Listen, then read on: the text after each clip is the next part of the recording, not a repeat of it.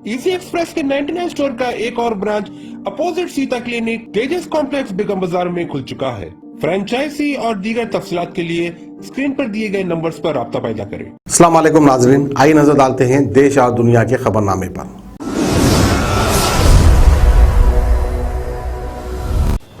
और इस वक्त के खबरनामे में सबसे बड़ी खबर आ रही है जम्मू से। जी हां, जम्मू बस स्टैंड से 7 किलो विस्फोटक बरामद हुआ है। आपको बता दें कि पुलवामा की बरसी पर यह आतंकी साजिश सामने आई है जो कि नाकाम हो चुकी है। सोर्सेस का कहना है कि पुलवामा हमले की दूसरी बरसी पर आतंकी एक बड़े हमले को अंजाम देने की कोशिश कर रहे थे। शाम 4:30 बजे जम्मू जोन के आईजीपी मुकेश सिंह ने मीडिया से बात करी। आपको आखिर में भी बता दें कि पुलिस ने इस मामले में जांच शुरू कर दी और 2 आतंकियों को गिरफ्तार भी किया है। उसके बारे में पुलिस बाद में जानकारी देगी।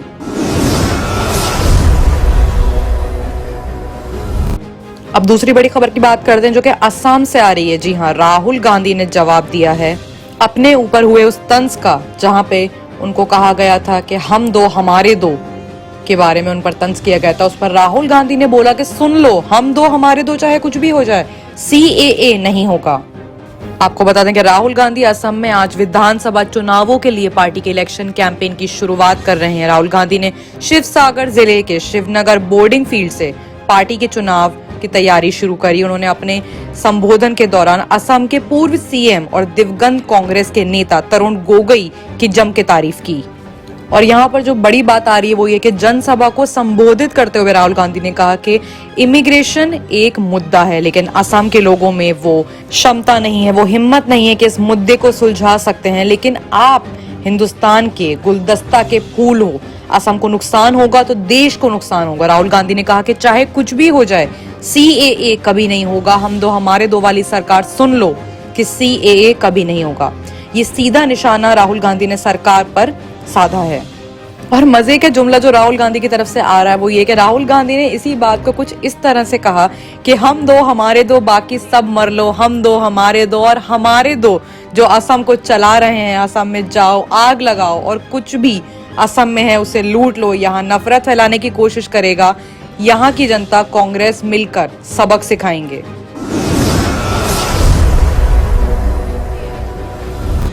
अगर आप बात करते हैं तीसरी बड़ी खबर की, जो वो ग्रेटा थनबर्ग टूल किट मामले में आ रही है। जी हां, एक्टिविस्ट दिशा रवि को अरेस्ट कर लिया गया है। दिल्ली की कोर्ट ने 5 दिन की कस्टडी में उनको भेजा है। जी हां, 21 साल की क्लाइमेटिक एक्टिविस्ट दिशा रवि को गिरफ्तार कर लिया गया है। आरोप यह आ रहा है कि दिशा रवि ने किसानों से जुड़े टूल किट को एडिट किया और उसमें कुछ चीजें जोड़ी और उसे आगे भेज दिया। गिरफ्तारी के बाद पुलिस ने दिशा रवि को दिल्ली के एक कोर्ट में पेश किया। पुलिस ने इस दौरान 7 दिन की रिमांड की मांग की, लेकिन कोर्ट ने 5 दिन की कस्टडी में भेज दिया। पुलिस ने साथ में ये भी कहा कि खालिस्तानी ग्रुप को दोबारा खड़ा करने और भारत सरकार के खिलाफ एक बड़ी साजिश है। और आखिर में उन्होंने कहा कि इन्होंने टूल किट को एडिट किया है और हजारों लोग इसमें शामिल हैं। वहीं अगर दिशा के बयान की बात करें तो दिशा ने कहा कि मैंने 2 लाइन एडिट किया था, मैंने किसानों के सपोर्ट में किया था, जो अन्नदाता हैं उनके आंदोलन में प्रभावित थी। दिशा रवि ने कोर्ट में कहा कि किसान हमें खाना और पानी देते हैं। फिलहाल कोर्ट ने दिशा को 5 दिन की पुलिस रिमांड में भेज दिया है और पुलिस ने कहा है कि इस मामले में शांतनु और निकिता की ओर से गिरफ्तार करना उन्हें बाकी है।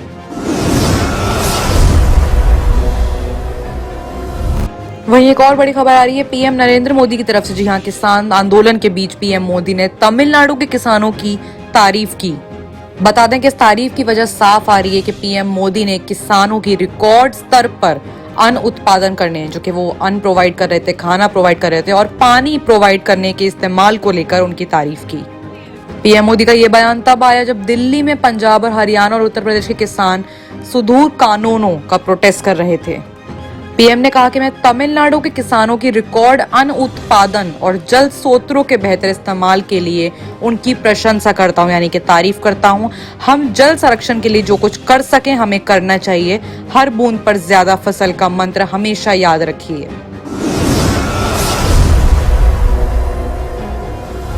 और अगली बड़ी खबर आ रही है CAA को लेकर। जी हां, CAA पर अमित शाह ने कुछ वक्त पहले एक अनाउंसमेंट की थी जहां उन्होंने कहा था कि कोविड वैक्सीनेशन ड्राइव खत्म होने के बाद हम CAA लागू करने की पूरी कोशिश शुरू कर देंगे। उस पर फिर से दोबारा CM पिनराई विजयन ने अपनी बात रखी। उन्होंने कहा कि केरल में CAA नहीं लागू होने देंगे हम।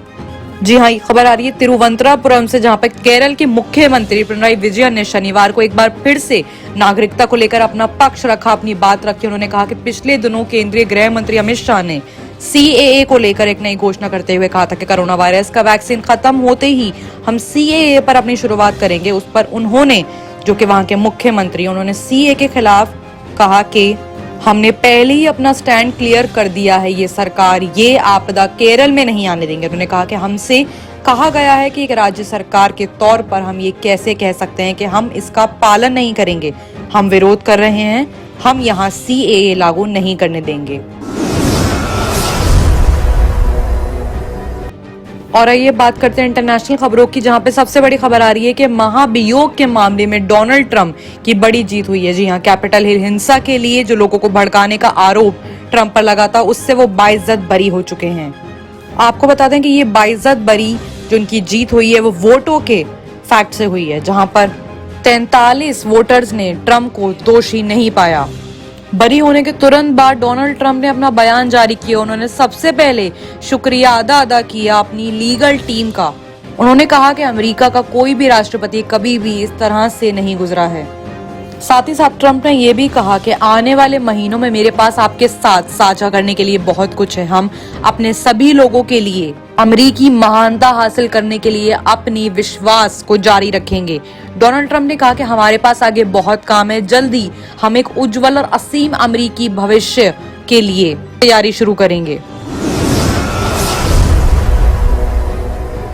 बात अगर एक दिन पहले ज़लज़ले की करें तो लगातार दूसरे दिन एशिया में हिली धरती के बाद ताजिकिस्तान, भारत के अब जापान में भी 7.1 की तीव्रता से भूकंप आया। लाखों घरों में बिजली अब तक वापस नहीं आई है। जी हाँ, जापान में आए हुए भूकंप के जोरदार झटकों में फुकुशिमा, मियागी और काफी इलाकों में महसूस करे गए हैं। ना ही सिर्फ महसूस करे गए हैं, वहां पर सुनामी का कोई खतरा अभी तो नहीं है, लेकिन हाँ होने की जानकारी दी जा रही है। ऐसे में जापान के सरकारी प्रशासक NHK TV ने यह खबर दी है शनिवार को रात को 7 बजे कि भूकंप के दौरान गई हुई बिजली अब तक वापस नहीं आई है, जिसकी वजह से एक भारी नुकसान जापान को पहुंचा है। ऐसे में अगर अब बात जो बाइडेन की करें तो ट्रंप की बाइज्जत बरी होने के बाद जो बाइडेन ने कहा कि प्रतिनिधि सभा ट्रंप के खिलाफ दोनों दलों में अपना पक्ष नहीं रख पाई। जी हाँ, साफ मतलब कहने का ये था कि भले ही ट्रंप आजाद हो गए हो, भले ही अंतिम मतदान, अंतिम वोट्स में उनको दोषी नहीं पाया गया हो, लेकिन इस बार कोई विवाद भी ना हुआ हो, लेकिन उन पर लगे आरोप सही थे और उसमें कोई शक नहीं है। बाइडेन ने कहा कि सीनेट में अल्पतम के नेता मैककॉनेल समेत काफी नेताओं ने उनको दोषी माना है, और जो ये हिंसा हुई जहां पर भड़काने के लिए ट्रंप के सपोर्टर सामने आए, वो सब सच था। ऐसे में आखिर में बाइडेन ने कहा कि लोकतंत्र बहुत नाजुक होता है और उसकी कदर करनी चाहिए।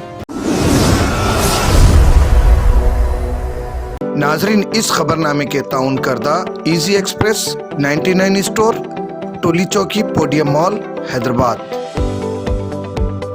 दोस्तों आज ही विजिट करिए easy express 99 store, podium mall, Toli Chowki, ground floor, और हमसे मिलकर जानिए बिजनेस करने का तरीका। होलसेल में आप मुझसे माल ले सकते हो और फ्रेंचाइज के बारे में जानकारी ले सकते हो, किस तरीके से खोलना है, प्रमोशंस वगैरह के बारे में कांटेक्ट करिए इस नंबर पे।